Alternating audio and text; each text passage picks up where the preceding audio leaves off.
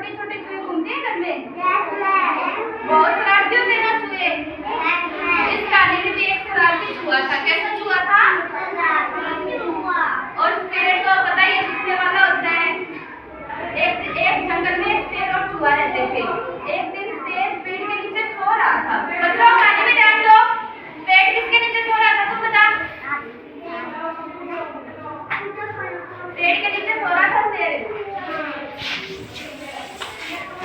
एक दिन क्या हुआ पता है? चूहा आया। आ जाओ बैठो। रुको रुको एक मिनट रुको। एक बार एक जंगल में शेर और चूहा रहते थे। एक दिन शेर पेड़ के नीचे सो रहा था। तभी अचानक चूहा आया और वह शेर पर कूदने लगा। क्या करने लगा? उसके कारण शेर की नींद टूट गई और शेर ने चूहे को अपने पंजे में जकड़ लिया।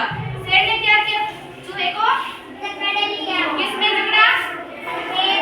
पंजे में। पंजा होता है, हाथ का पंजा होता है ना, उसमें ऐसे पकड़ लिया चूहे को और बोला कि मैं तुम्हें खाऊंगा, तूने मेरी नींद खराब की है। गुस्से में आ गया शेर।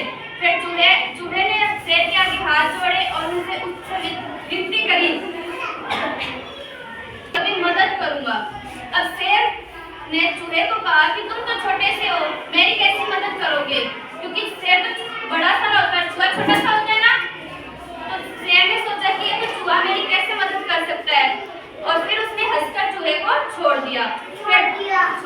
हाँ। दूसरे दिन क्या हुआ कि बहुत सारे शिकारी आए और उन्होंने शेर पर पिंजरा जाल डाल दिया। शैतानी मत करो। क्या डाला? जाल डाल दिया। किस पे डाला जाल? किसने डाला? शिकारी ने डाला। Very good.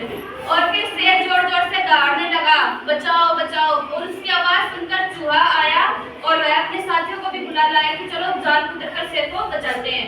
सभी ने मिलकर जाल को कुतरा और शेर को आजाद करा दिया। शेर इस बात से, बच्चों शैतानी नहीं कहानी सुनो। देखो शेर इस बात से बहुत खुश हुआ। शेर को पिंजरे से किसने छुड़ाया? चूहे ने।